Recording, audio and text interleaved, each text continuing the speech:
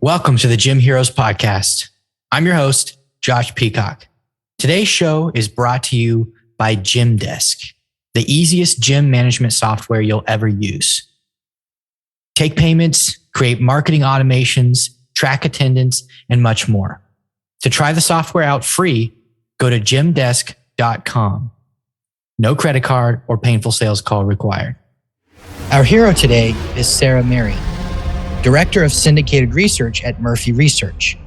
In this episode, she reveals insights from original research into how Millennials and Gen Z view fitness and gyms. As these generations continue to develop greater spending power, it's important for gyms to understand how to attract and serve them. Sarah unpacks how you can do just that. So without further ado, Sarah Marion. All right, welcome to the Gym Heroes podcast. Today we have Sarah Marion. Can you go ahead and introduce yourself and your background? Sure. So I'm the Director of Syndicated Research at Murphy Research. We're a full-service custom research firm. I manage our syndicated side of the business. And one of the products that we have is the State of Our Health Syndicated Food and Fitness Tracker. It covers mindfulness too. And so a lot of what you'll hear me talk about comes from that data set. But I've been working in the health and wellness space for a long time now, talking to consumers, doing quantitative and qualitative research. And so this State of Our Health Tracker really brings all that together. It provides a really nice, comprehensive, holistic look at how Americans approach food, how they approach healthy eating, how they approach mindfulness, how they all fit together. It's a long-term tracker, so we're collecting quantitative data always to the tune of like 40 people a day, going back to 2018. And we do qualitative research too to help kind of stay on top of the trends with some of those early adopters. Excellent. Yeah, so that research is really the reason why I wanted to have you on the show today, because I've heard you on other podcasts and you have a lot of great insight into how the different generations view and engage with fitness. So I wanted to start with millennials and understand, how are millennials different than like boomers and Gen X when it comes to how they view fitness, how they engage with fitness? Yeah. So I, full disclosure, I'm a millennial myself, a late millennial, geriatric millennial, sometimes they call us. But it's a really interesting generation, not just because it's my own. And I think one of the key things that differentiates it from slightly older folks is that millennials were the recipients of a lot of public health education initiatives and Gen Z behind them. And so they received a lot of education around healthy eating, around exercise, even as we're talking about younger millennials, about mindfulness that was just simply not true of older generations.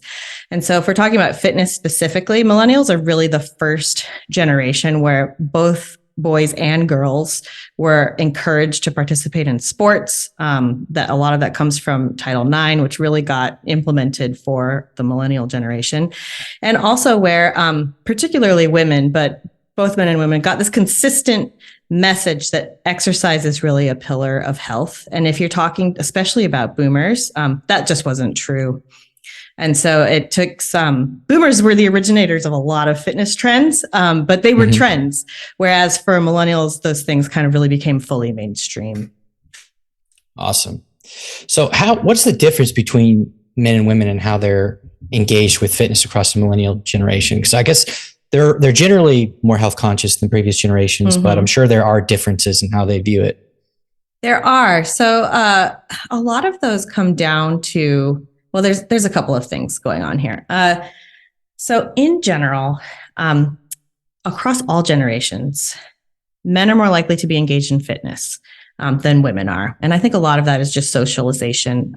Still, even talking to the youngest consumers, teenagers today, they will say there's differences between boys and girls and how much they felt they were encouraged to participate in sports and fitness. So that's still higher among boys, even among teenagers, which to me, I keep hoping that's going to change, and it just still hasn't yet.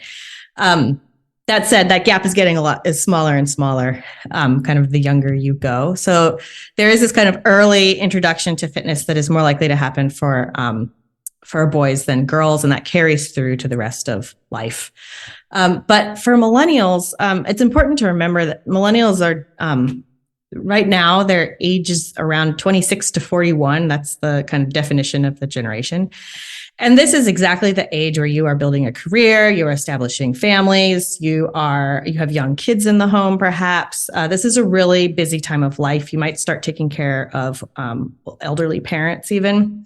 Mm-hmm. And that works out in different ways for men and women. And so what we see in terms of millennials at this stage in life is that men are more likely to be engaged in fitness, and they are more engaged in fitness than women are. And a lot of that just has to do with there are only so many hours in the day. And if you are raising children and possibly working and maybe taking care of other people, a lot of women feel like they don't have enough time to fit fitness in. Especially relative to something like healthy eating, where you've got to eat, right? So it's much easier for many of them to manage that goal, even if they can't fit in the hour it takes to get some exercise for themselves. So time and energy and convenience, big needs for the whole generation, but especially for women. And that's one of the biggest gaps that we see. And I really think it's about life stage, less than aspiration. Right. So do you have any ideas about how to help attract or convince more women to come in? Because I think even though they don't perceive the time, there probably are ways to jig your schedule a little bit and find yourself in the gym. There are. And so I think, so time is, as a barrier, it's external, right? That means that like you can develop solutions to it. It's a much easier hurdle to solve for than internal barriers, like the feeling that you don't like exercise. You're not having to change hearts and minds here. You're just trying to find, a slot or a way to get you in. And so when we ask about what factors people consider in a gym, millennial women are much higher in looking for things like childcare. Like that shouldn't be a big surprise. And I think childcare can be difficult for gyms to provide, but it is a big helper if you are able to have a safe place for your kid to go, or even bring them to the gym with you. Different types of hours, having classes that are at good times. Now, the problem with that is what is defined as a good time is different if you're perhaps like a stay-at-home mom versus a working mom. But I also think that, I know online fitness has been a real game changer for a lot of millennial women. Millennials are the biggest users of online and digital fitness resources. And by that, I mean apps, I mean Zoom classes from your gym, I mean Pelotons, like that whole spectrum of getting fitness to you wherever you are. Millennials are the most likely generation to use any of those resources. And a lot of women use them because that means you can do the exercise at home. So if you are a gym, like that is a way to get yourself to these women who would like to come in, but maybe don't have the time all the time. Awesome. I've promoted for gyms, and even my background is more with martial arts. I've promoted really the idea of having an online program for whatever it is that you do. And there's a lot of reasons for that. That was not one that was on my list, but now it is. Now that I understand that dynamic. Yeah, it makes fitness more convenient. You can do it whenever you have time, rather than having to schedule that class. And then, something happens, your day goes haywire, you don't make it to the class. I have a friend who's a fitness instructor. She works specifically with moms and new moms. And she has to do more and more and more virtual classes because it just makes it so easy. Even for the people who are scheduling it, it makes it easier for them to get to class. They can they can deal with, they're at home, so they have a way to deal with their children. But they still save time because they're not having to drive to the gym and then leave again. So it's a whole extra hour, that they get back out of their day. So it's the online fitness is really, I think, a helpful way to meet time-starved consumers, particularly mothers, where they are. Right. So switching gears a little bit, I'm interested to know how millennials feel about engaging in organized sports. Like, how do they view that? Are they doing it more or less than previous generations? What's going on there? Yeah. So we've actually seen participation in organized sports go up since the pandemic. So compared to 2019, more millennials, even more Gen X are doing more organized sports. Gen Z, who are ages 10 through 25, they do it the most, right? Because they're doing it as part of school or intramural programs. But it's been a really interesting trend, particularly among millennials, because they don't have the same structures like pushing them to participate. They're choosing to participate in organized sports at higher rates. I think some of that is from the loss of the gym, and then also the loss of group fitness. So some of this replaces what you used to get out of group fitness. It's this organized time where you get to get some exercise and be social. And it was a kind of a safe activity to do. You're combining fitness, which you need anyway, with, often outside or large rooms. It felt like a safe thing to do during the pandemic.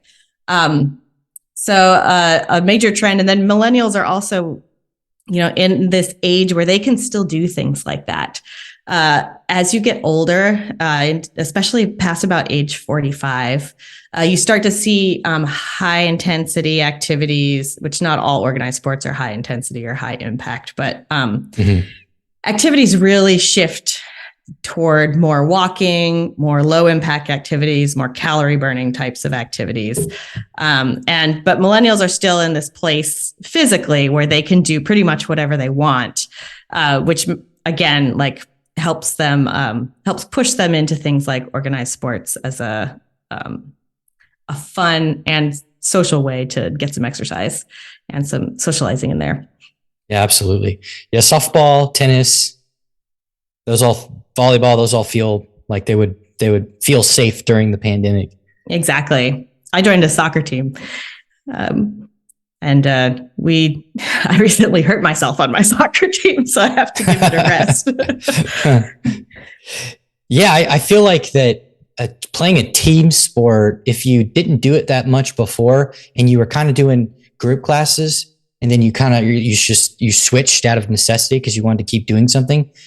I don't know. I feel like the team sport would be a lot more fun and the collaboration would be more meaningful than just a group yoga class or something or spin class. Yeah, I mean, people look for different things from their activities, right? So just as my own personal experience, the soccer team took the place of I used to go to a yoga class and have had difficulty getting back into that rhythm since the pandemic, because sometimes, we had all of last year where they're open and they're closed and they're open, they're closed, whereas this was a regular, consistent thing. That also, I made friends. I never made a friend in a yoga class, but after the game, we go out to the bar. And so I think that's a good point. Yeah, all of that organized sports filled a lot of that, both social and fitness function that people used to get in other places. Not just group fitness, also the gym provides that for a lot of people too. And with all of those things closing down, we saw a lot of consumer experimentation, not just with organized sports. I think that's part of what we've seen the last 2 years, consumers really trying out a lot of new things, trying to fill the gap that in-person fitness left when all of those resources got shut down for so long. Yeah. So what about the price consciousness of millennials? Are they stingy, or how are they with that? No, that's the short answer. Now, I think, especially as you go younger, Gen Z is very price conscious. A lot of that is just their stage of life, right? They have really limited resources. And so younger millennials probably still feeling the pinch of some of that. But in general, especially compared to boomers, millennials are willing to pay for what they want. So, everybody likes a deal, but to them, it's worth it to pay. If you want towel service, if you want a hot tub, if you want the sauna, they're willing to pay for those things. Whereas especially as you get a little bit older, you find that those folks are looking in a gym particularly they want they want a long list of things, but they want it at the lowest price they can possibly get. And so they're willing to trade a lot of things out to get to a lower price point because the value equation is simply different for them. Whereas millennials have grown up paying more, we call it the Starbucks effect. $5 is what a coffee costs, whereas that isn't true for older generations. And so, if the gym costs so much to get what I want, they're willing to pay. Part of that also is the importance that fitness plays in terms of their overall health. We've seen exercise in particular really take on much more of a greater role in terms of maintaining mental health and in stress reduction. And so that has really skyrocketed as a motivation to exercise, especially among this age group. So millennials, but shading into Gen X as well. The connection is really tight there, and it's a really tangible daily benefit that drives people to exercise. And so that turns exercise into something even more important, right? And if it's that important, it's important enough to invest money in. Absolutely. So let's switch gears to Gen Z now. How are they different than the previous generations on fitness and like fitness engagement? It's a great question. Part of it is, again, these are young people, right? They're still figuring themselves out and we're still figuring them out. In some ways, they're very much like millennials, particularly in how educated they are about health, the importance that fitness plays to their overall health. So they know what they're supposed to do right out of the gate. They have, had years and years of education around what's good to eat, what's a healthy diet, how much exercise you should be getting.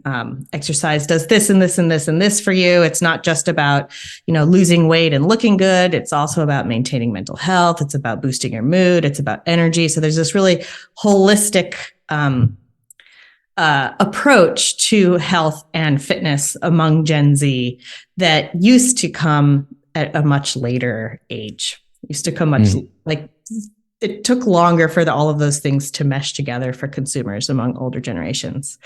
Right. But Gen Z already know all that. However, they're still very young, right? They have a lot of leeway in terms of what they're able to kind of get away with physically. And so you don't see the same kind of routinized habits that you see among slightly older adults, like in particular millennials.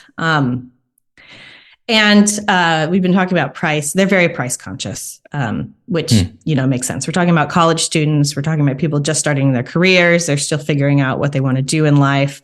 We know during the pandemic, many of them moved back in with their parents. So there's actually, this might be a little different now, but about a year ago, there were more Gen Z living with their parents than since the Great Depression.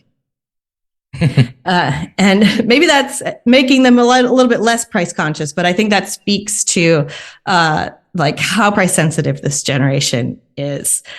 That said, Gen Z fitness is very important to them. Exercise is important to them. They're also gym members. So they're second in terms of ranking the generations. Millennials are most likely to have a gym membership. Gen Z are right behind them. They do have very seasonal patterns, though. Okay. So Q4 is the lowest point. I think a lot of this is, again, we're talking about a large chunk of this generation are students, and this is just a really stressful time of year. And then gym memberships pick back up in Q1, and they rise through the summer and then fall again as school kind of gets busy in the fall. So I do think that come Q1, come January, we will see like kind of an influx of younger consumers back in the gym. I mentioned that many of them are students. They also work out in a lot of different types of locations. So the competition, if you are a gym or a health club or a studio, you're competing with, facilities at schools and universities. You're competing with community centers and rec centers.